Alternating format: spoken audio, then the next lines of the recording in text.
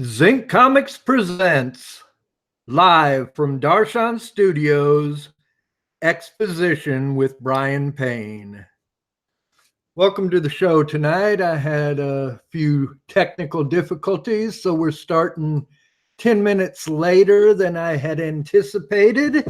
I hope you bore with me and are still with us out there. This is the season finale for season 2 of Exposition. Google Hangouts, which is how I access this and am able to get other guests on occasionally, is changing or going the way of the dodo. I've gotten a couple conflicting reports. And it's happening on my birthday, August 1st. So they're basically wishing me happy birthday and making me an old Luddite try and learn a new way to access this technology. Hopefully I can, but I make no promises. So tonight we're gonna in the season 2, and this will be the final broadcast until I get my head around the new technology, which I got a tablet here for drawing and the software, and I'm still unable to get my head around that technology. So don't hold your breath, but please come back and join us when and if I get this show running again. So tonight we're going to talk about what I'm sure everybody's concerned about, and that is Natalie Portman was just announced as playing the new female Thor, and everybody's upset. No, I'm just kidding. I got jokes. Of course, we're going to talk about the chaos in Comicsgate. Nah, again, I'm kidding you. I kid. We're just going to talk about comics. And again, I'm going to be talking about the comics I've been reading. Basically, I bought a bunch of old comics through eBay, and I've been enjoying reading them, and I'm hoping that I can share that enjoyment with you. One of the things I've been got was everybody knows the Hernandez brothers, and hopefully they know. If they don't, they should. And some people know the Love and Rockets comic, but not the Hernandez brothers necessarily. But Love and Rockets has been going on for over 30 years and is one of the best comics out there. And I suggest you read that. And but that's not what we're going to talk about. One of the Hernandez brothers, Gilbert, did a bunch of other comics for a while with DC and Dark Horse, and those are the ones I bought a lot of. And here we go. This is what I'm talking about. Gilbert is known for Luba and the Locust stories and the or not the Locust stories. Locas are Jaime Hernandez, Gilbert's brother. Gilbert is known for Palomar and Luba. Basically, these are the stories that have appeared in Love and Rockets for years. And it's kind of a two-man anthology title where Jaime Hernandez does these Locas stories about a group of, they start off punk rock Latinos in the town of Hoppers. And Gilbert did the stories about Palomar, which is I'm not sure if it's a fictitious Mexican town or just a fictitious country, town in a fictitious country, but that's pretty much the mine they've been digging for over 30 years. And those comics are very enjoyable, and there's multiple collections. There should be a few in your library, so you should check those out. But what we're talking about here is uh, the stories he did with Vertigo, DC, and Dark Horse. And we're going to start off with Yeah, which is that little image over there on the far right of your screen, or no, far left of your screen at this time. And Yeah is written by Peter Baggy, who did Hate, the comic book that was published by Fantagraphics for years. He's done several other things and graphic novels about Zora Neale Hurston and oh, the founder of Planned Parenthood. I'm drawing a blank on her name right now, but anyway, he's done some graphic novels and some uh, reporting as well. But Yeah is kind of, it's like an Archie comic, specifically like a Josie and the Pussycats comic, got done sideways. And Gilbert and Jaime Hernandez were all fans of Archie comics, and they've mentioned them as a big influence on them when they were coming up. And oh shoot, I don't think you guys are seeing what I'm seeing, so hopefully you are now. Sorry about that. I'm just having technical difficulty after technical difficulty. But yeah, that up there in the left-hand corner, that's Yeah, Peter Baggy and Gilbert Hernandez, and it's very much like an Archie comic. And as I said, the Hernandez brothers read a lot of Archie comics when they were kids, and you can see the influence a lot in both of them. But in this, it's just like laid bare for all to see. And Peter, they're a rock band that is not famous on Earth, but really big in outer space. So, and it cuts between their mundane life on Earth and their star-studded tours of the galaxy. And it's a three-piece all-girl group. And I don't have the characters' names handy, and I sure should. But anyway, it's a really fun comic. There's like, I think, 7 or 9 issues long, and I got the entire run. So it's I had a gas reading it too. It's been a long time since I read Peter Baggy, and his writing is as good as ever, and he was cracking me up. And Peter, I read an interview with Peter Bagg, and he was quoted as saying that Hernandez, Gilbert Hernandez, I should say, was easy to work with, though he was also quite emotionally detached from the project. It was just a paycheck for him, basically, which may be why he was so easy to work with. I find it hard to believe he was that emotionally detached because of his love for Archie comics and having the chance to draw basically one for DC. But I can understand where, working with Peter, you probably had to give him the authority that he needed to do this book. And just be the artistic pen, and I'm sure he had fun with it. But he usually uses a real thick brush, and at times it almost seemed like he was using a crow quill. I'm not sure about that, but he definitely was getting some thin lines in a couple issues.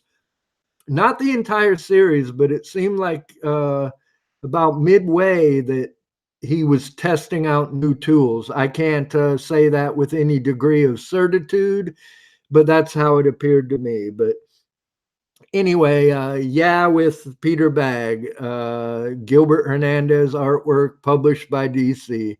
All these are old comics. I don't have a comic book store close by here in Alaska, and most of my comics are still in storage since the move from Hopi Land here to Arizona, from Hopi Land in Arizona to here in Alaska. We've been here 6 years, so I bought some new comics just so I had something to read. Uh, Anyway, up next, we're going to go with a title he did for Vertigo. He also did a graphic novel for Vertigo called Sloth, which I also own, and I really liked that. So that was one of the main reasons I wanted this lot of comics, because I thought it would be in a similar vein. It's close but not touching. All these series are very different. Grip, The Strange World of Men, is almost surreal. All kinds of things are going on, and it's the artwork is really moves the story, and I really enjoyed that one as well. And then it seemed that he quit working for DC and moved to Dark Horse.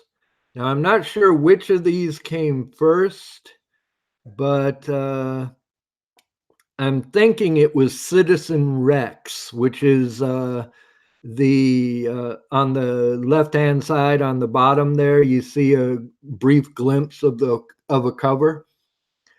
Citizen Rex is written by his brother Mario Hernandez, who really was the instigator for Love and Rockets, and wrote some stories in the early issues and even drew a little, I believe. But he he quit doing that, and the other two took over the title entirely. But Mario's stories in Love and Rockets are science fiction almost, and he generally worked with Gilbert, his brother Gilbert, on these. And Citizen Rex is very much like that. It's a story of robots getting fighting for their civil rights, and there's protests between humans and robots, and there's a robot conspiracy going on, and it's just it's very much like those early Love and Rockets science fiction stories that Mario wrote. And again, a very good comic, but very different. Like, the difference between the three books I've mentioned so far is vast, and it's just showing how much Gilbert can do. Uh, and it's kind of surprising because for 30 some odd years, he's been mining that same ground in Mexico, in Palomar, and which, has a million characters and has a soap operic magic realism vibe to it. But these seem to be very different tales. Like, he had been waiting to do something different, and when he got his chance, he took it. Gilbert has done more outside work than Jaime has. Jaime's done a little bit, but it's generally it has been Gilbert who has explored other avenues and seems to work faster than Jaime, or at least publishes more stuff. And then there's this story, Speak of the Devil, which is kind of interesting as well. There's a peeping Tom who wears a devil's mask, but it turns out that it's the daughter of the couple that's being peeped on, and the father has married a younger woman, and then towards the end, it becomes where they're like killing people. They become a gang. The stepmother finds out that she is the peeping Tom, the devil in the title, and the her boyfriend also finds out, and they become kind of a weird menage a trois that is committing crimes and on a crime spree across the country, somewhat, or at least in the area. And it it's hard to describe, but it's very much more a crime comic than the other three. And uh, again, if you only read one, my favorite is probably Grip, The Strange World of Men. But Speak of the Devil is really good too. Although, yeah, and Citizen Rex are probably the most fun. I mean, they're just fun comics. These other two got a little gravitas and take a little bit of mental fortitude to get through. And finally, we're going to talk about Fatima the Blood Spinners. This is a zombie comic, which, there's several of those, but this was, I don't know where it comes in relationship to the others, but I have to think it's before or concurrent with Walking Dead, or thereabouts. But there's Hibernetic Sleep. They go to sleep and wait for the zombie outbreak to pass, but they come back and it's the world has been overtaken by zombies, and they basically become zombie killers. And it's again sci-fi with horror, and but it's just an odd assortment of comics for people who are familiar with Gilbert's work in Love and Rockets. And Gilbert said that these particular comics had trouble finding an audience because the stories he was doing, the slasher thing, the crime thing, and the zombie thing, are normally done by other artists. And the readers will accept that. But coming from an artist who's known for a specific thing, like the Palomar stuff, then that's when the criticism comes in. I don't want you to do those comics. I want you to do this. I don't want you to do that. Stop doing what I don't want you to do. You're just doing horror comics. So, like, people had gotten so used to him doing Love and Rockets that that's all they wanted from him. And when he went off and took a left turn rather than right, they were like, go back, go back. So, interesting stuff, though. And if you get a chance, if you find any in cut out bins or a cheap copy of any one issue, check it out. Um, Next up, I've been reading a lot of other stuff as well, just all over the map type stuff. And let's see here if I can get you something to look at. hard for me to do this and talk at the same time, so I apologize. I'm trying to get better at it, but it's like walking and chewing gum at the same time, and not all of us can do that. So let's see here. Okay, let's look. Here we go. Give me just a moment. Uh,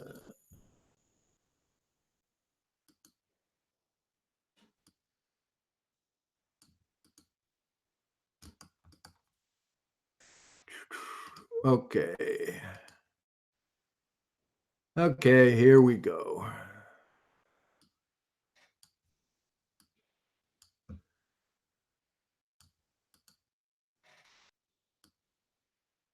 Okay.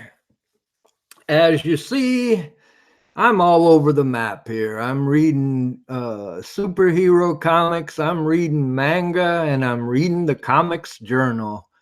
Um, Action Comics Weekly um, was a comic I really enjoyed.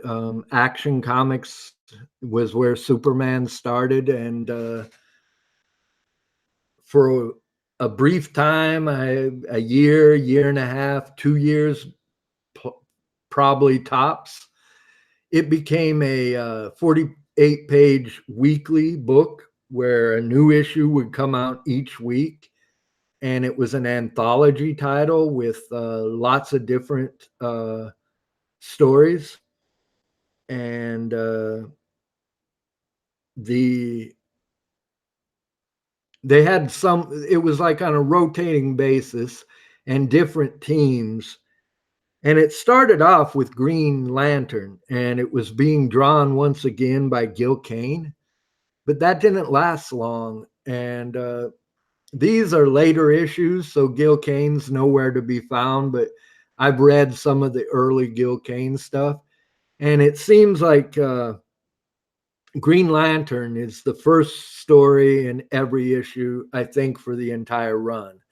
But there's a ton of artists who work on it. Richard Howell, uh, Todd Smith, and me, MB Bright. I think it's MB. He does a nice run in the book of random, the series of random issues that I got recently. I have a great love for Gil Kane, so I'm really sorry that that didn't work out, and the changing artists doesn't help. I'm not sure about writers, but I think they go through a couple of them too. So it's kind of catch as catch can as to whether they're great or not, but some are better than others. But it's a, you know, Green Lantern, I've always liked the character. Haven't always liked what's being done with him, but I mean, when he became the Spectre, that kind of was like, what? Because I really love the Spectre, and to combine the two, I just don't think it worked. And then there's also a bunch of other stories, as you see in here. Nightwing and Black Canary, those came in later. And again, they're kind of, the black artist on the Black Canary is interesting, but the stories themselves, I wasn't all that into.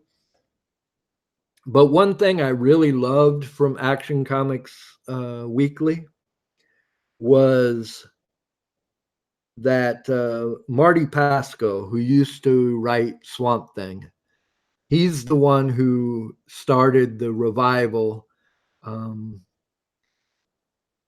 and wrote the book before Alan Moore took over.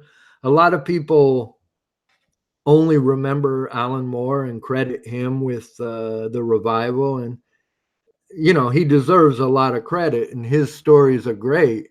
But I was reading the book when Marty was writing it, and Bissett and Totleben were already drawing and penciling it. or drawing and inking it. And before that, Tom Yeats was on the book. So it was already a pretty great book and was already gaining in popularity. And a lot of the plot points that Marty Pascoe created, um, Alan Moore would play off of later. So, I don't know that it would have ever become the phenomenon it did without Alan Moore, but it was already a really good comic. And too many people act like Swamp Thing began with the anatomy lesson in issue 20, I believe. But there's 19 other issues written by Marty Pascoe, and they're good too. And so anyway, where I'm going with this is he wrote both Black Hawk and Secret Six in Action Comics Weekly. I believe that Black Hawk started off being written by Mike Grell, who wrote Warlord and Sable for Warlord for DC and Sable for First Comics. And he also wrote some Green Arrow. He wrote a Green Arrow prestige format book that was really good. Wrote and drew. He's a great cartoonist, but I think he wrote Black Hawk originally. But I always think Rick Burchett was the artist, and he draws good. It's good art. And this was one of my favorite stories. But in the random issues I got from eBay, it's Marty Pascoe who's writing the stories.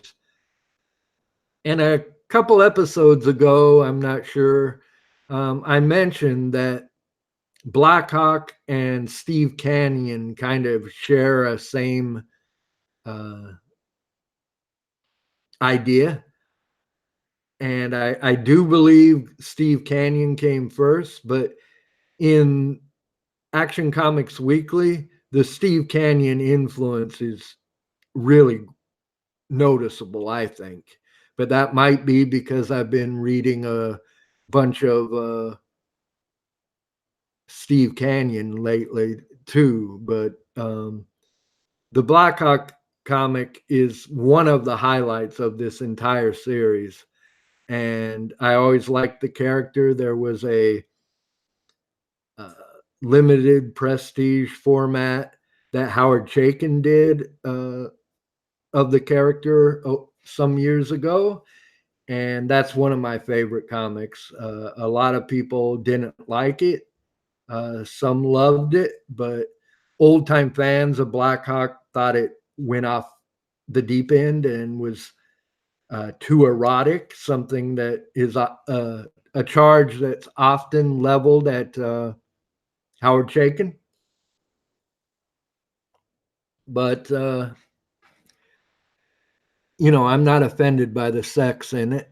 And, but this seems like in the Action Comics Weekly, they seem to return to the roots a bit more. And it definitely reads like Steve Canyon comics. I really liked it. And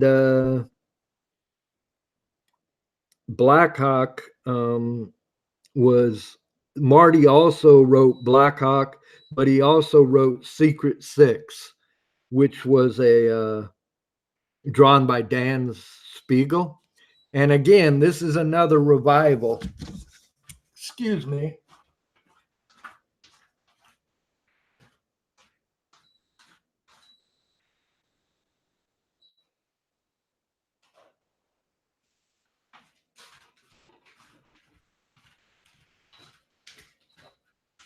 Oh gosh.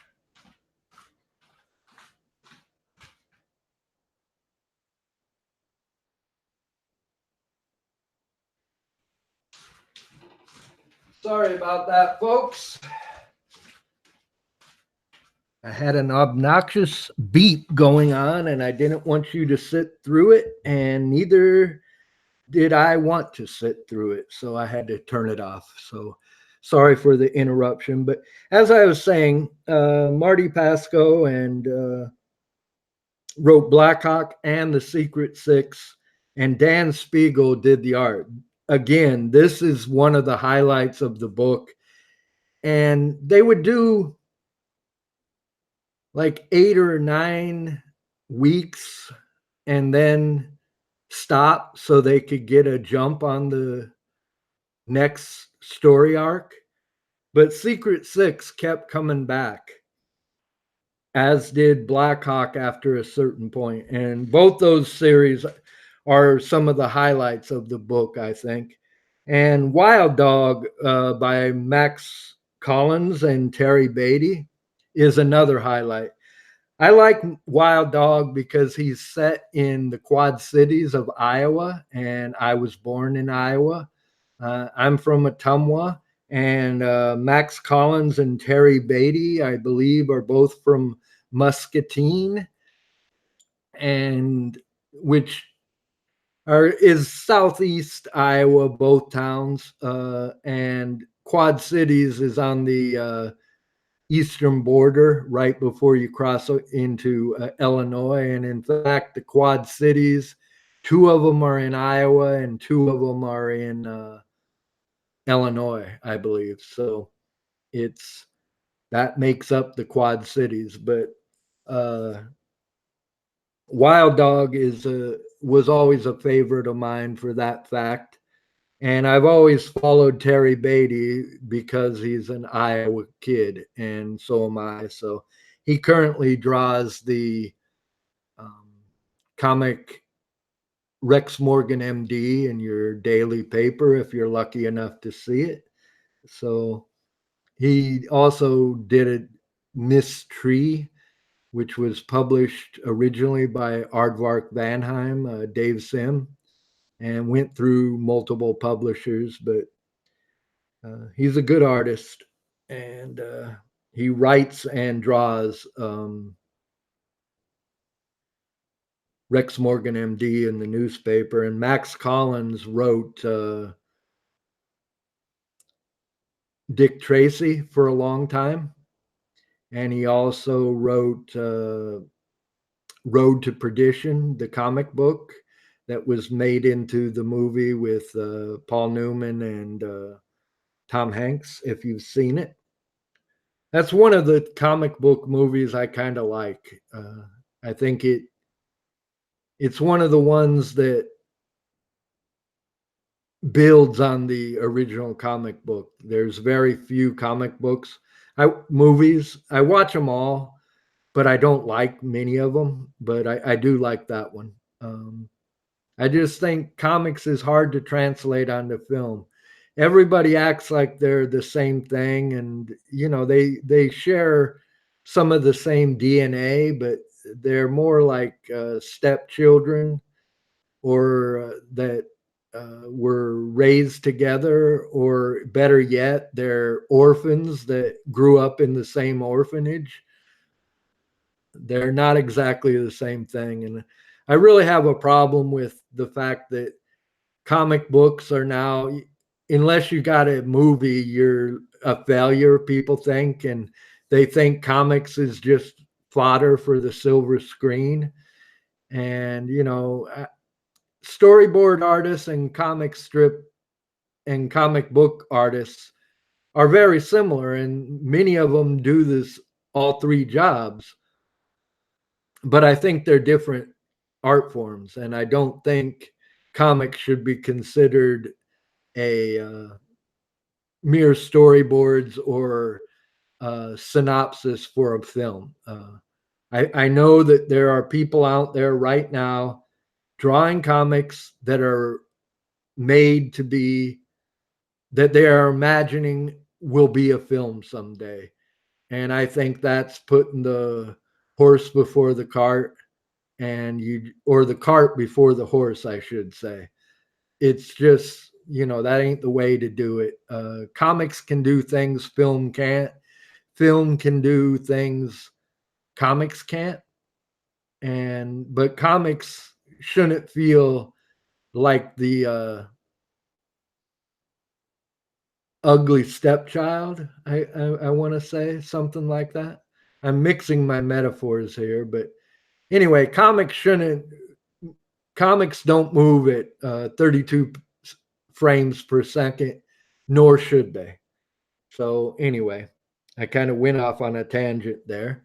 Also in Action Comics Weekly is a Superman strip written by Roger Stern, drawn by one of the most famous Superman artists, Kurt Swan, and inked by Murphy Anderson, who goes back to the Golden Age as well.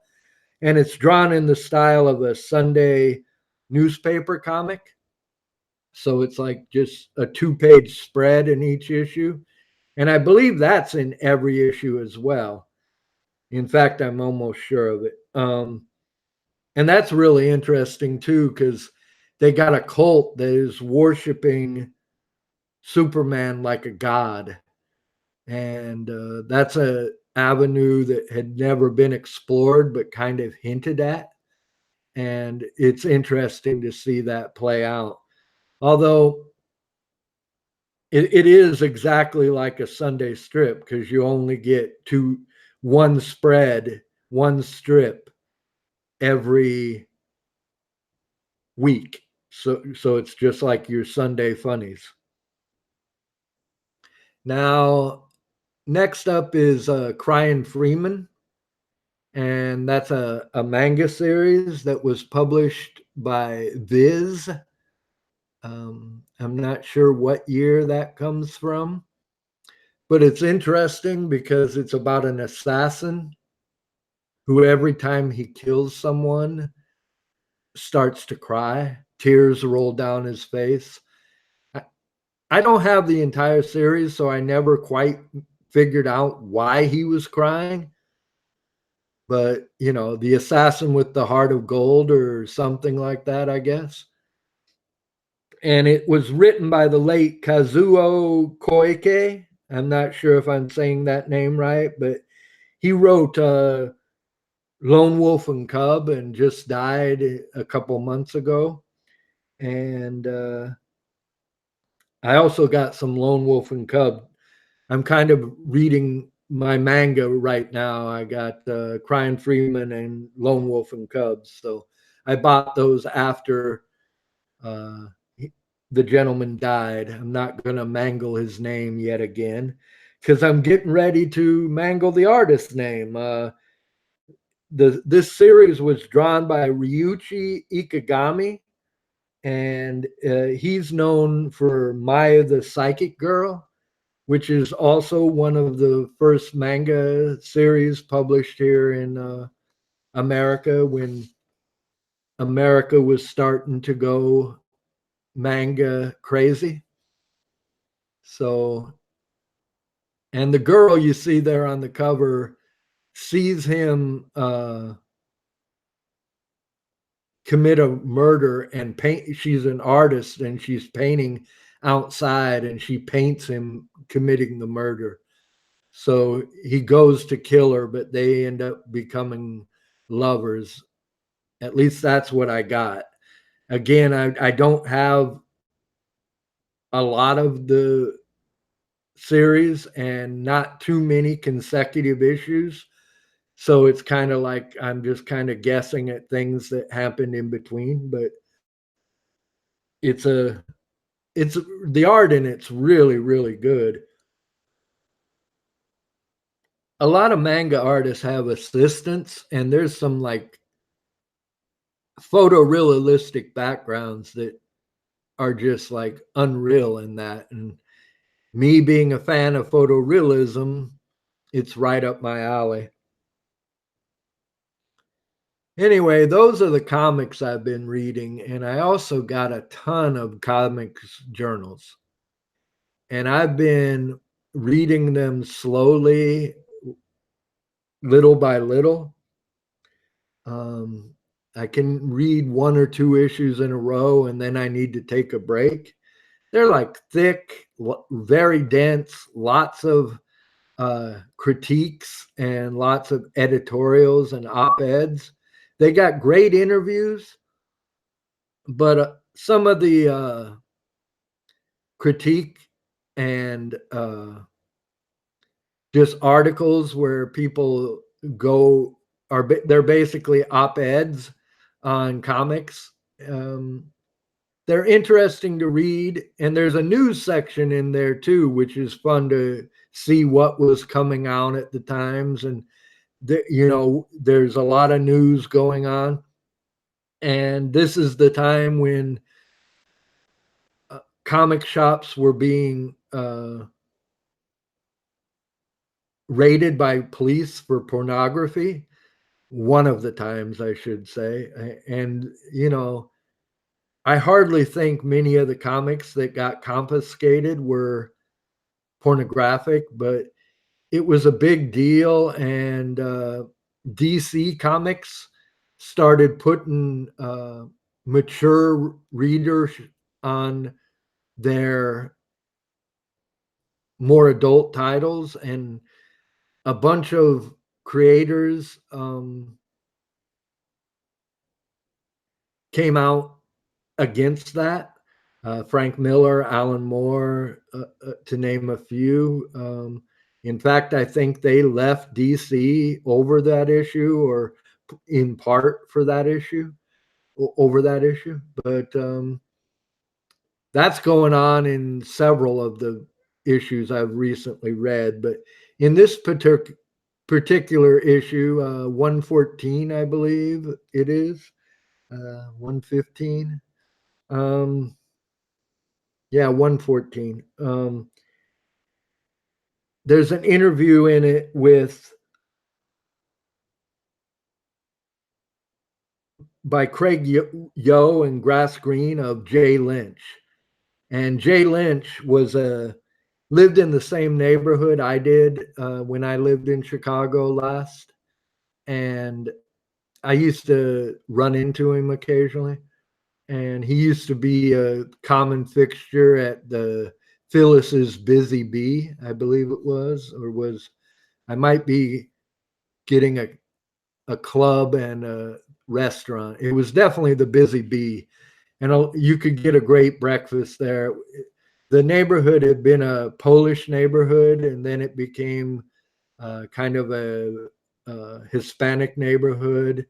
And when I moved in there, the Guardian Angels had their base in that neighborhood, and you'd see them patrolling the neighborhood and the elevated train stops. But when I first moved in, artists were starting to come, gentrification, and I was locked into a 2-year lease, so it was cheap, and my band practiced in the basement. So by the time I left that neighborhood, it had gone from a place where basically the crack house kitty corner across the street had become a bakery. The drugstore where I couldn't even find a toothbrush when I first moved there across the street had become a fancy restaurant that served blackened catfish. And the bar that used to have metal bars across the windows, and I was reluctant to go get my sister-in-law cigarettes there, had become like a club where they had poetry readings. And so it had really undergone a big change.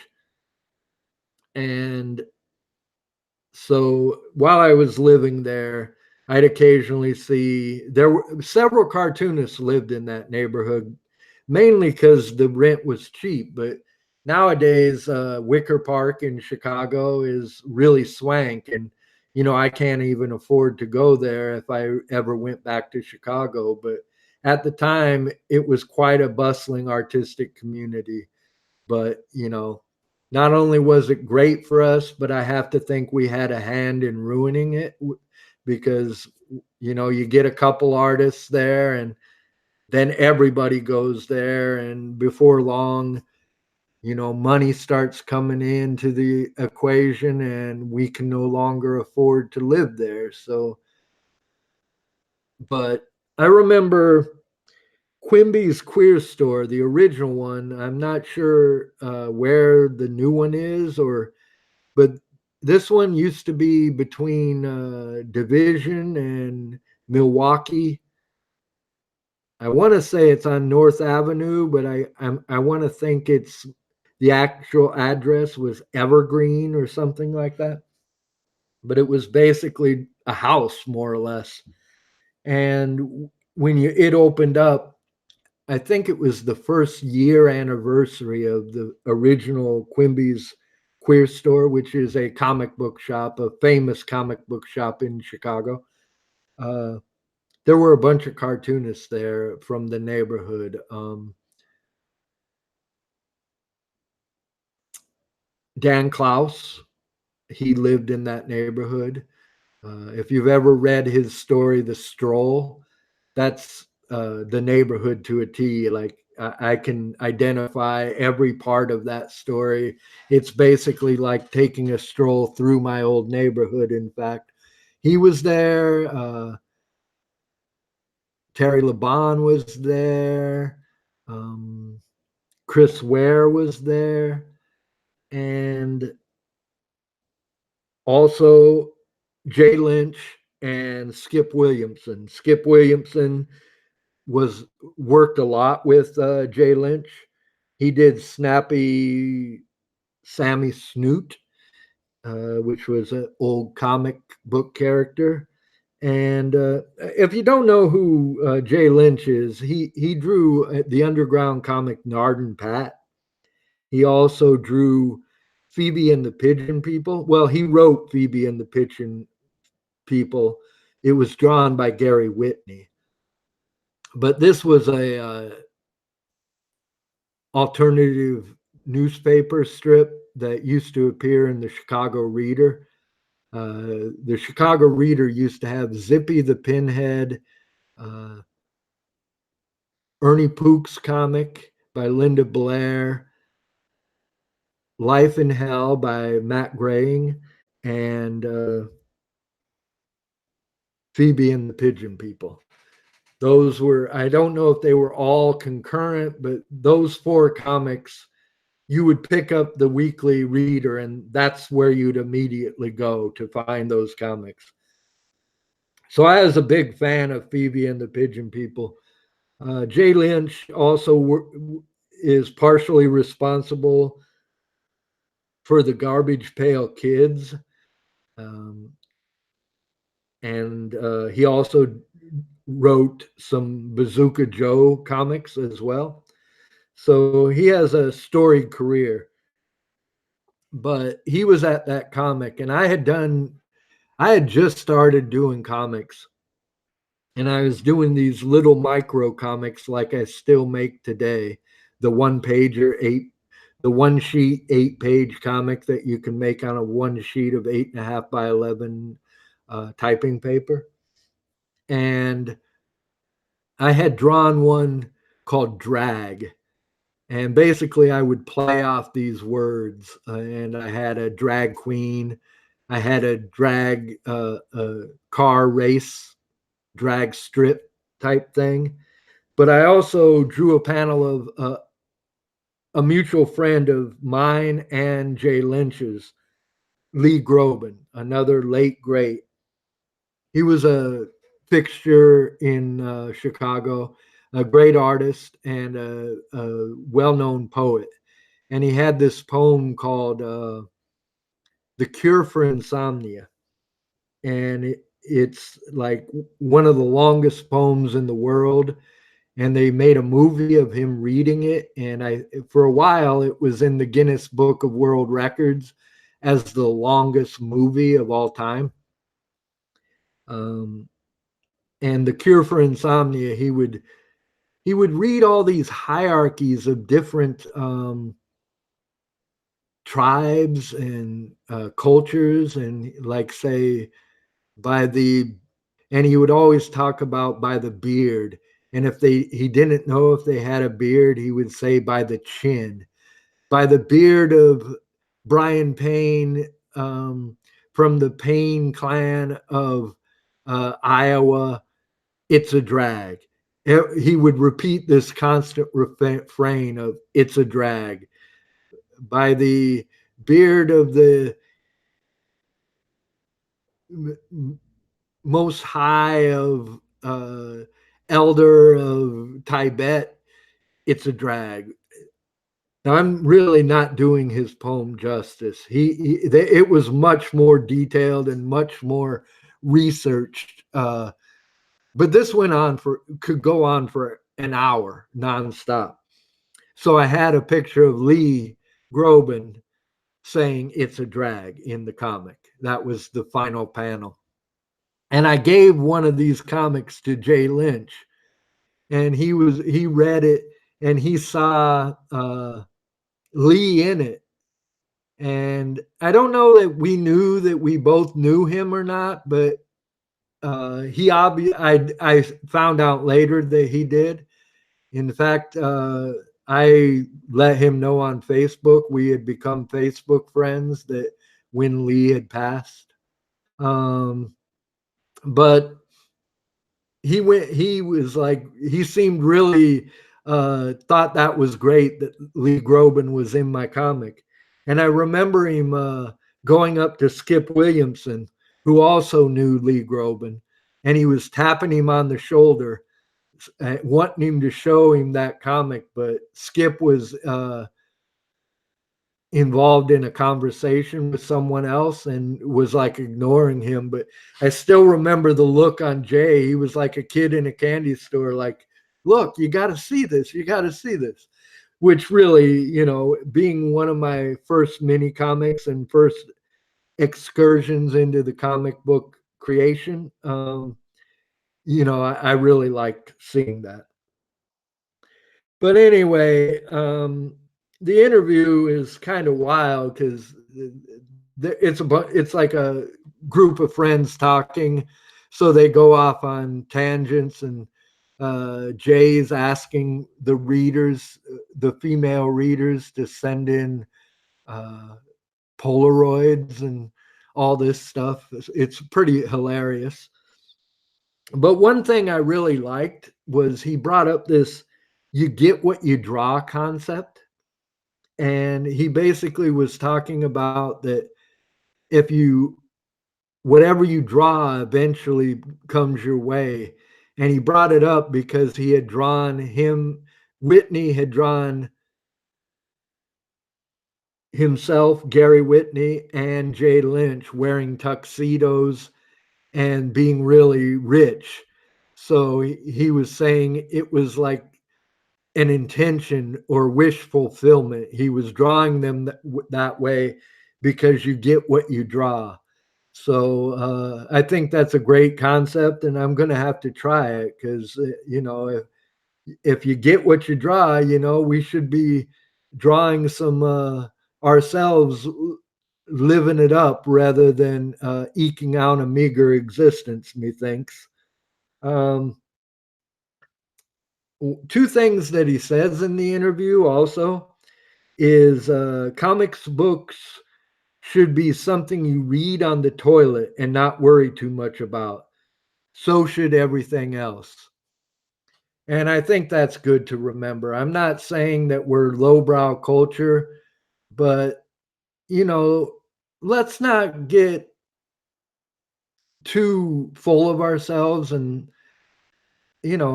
I'm not saying I think comics are as every bit as much an art form as a novel or a oil painting, but let's remember, it's just comics, or as R. Crumb says, it's just lines on paper, folks. One last thing that he says, a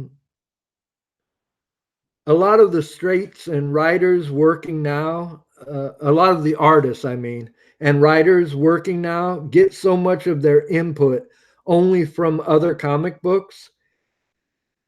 Better, their input should come from outside the medium. Otherwise, things can degenerate. And I do think that's true that, you have to read books, you have to watch movies, you got to live life, you got to see nature. Otherwise, it becomes too navel gazing and too inbred. And, you need to keep pushing the barriers of the medium rather than looking only at other comics and reading other comics. I think that there is a danger of that, of it becoming too myopic, too self-involved. So it's just a word to the wise, guys. But reading the Comics Journal, as I said, it's just so dense, and I want to read it cover to cover, but I have to admit there's some parts of it that I just skip over. The interviews are great, the news is good, but I don't know if I did this already, but it seems a good place to end. To paraphrase Martin Mull, I believe, talking about comics is like dancing about animation. For me, that's what the Comics Journal is like, anyway.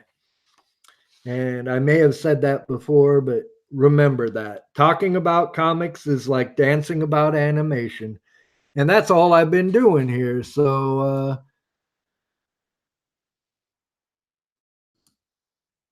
anyway, I had mentioned on Facebook that I wanted to talk to people in live chat.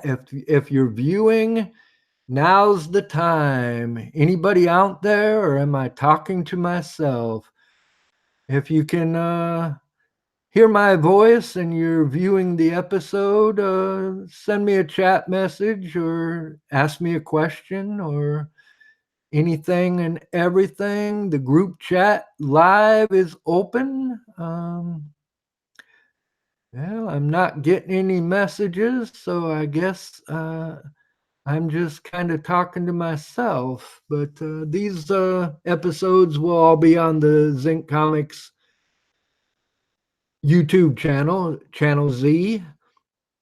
And I hope you will all tune in and check them out. They're all there. I think I got, what, 22 maybe now shows or videos all together.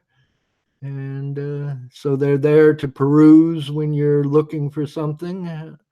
Most of my shows are a half hour. I went a little long tonight because I know that with them quitting Google Hangouts, that I might not be able to do this type of show for a while, if ever again. So I definitely wanted to get the most out of it. And I'd read a lot of comics in the last couple weeks. I'd had guests on, so I'd been reading comics. So I had a lot of info stored up, and I just wanted to kind of bend your ear and to the point where you were saying enough already. I'd rather give you too much than not enough. Although, the common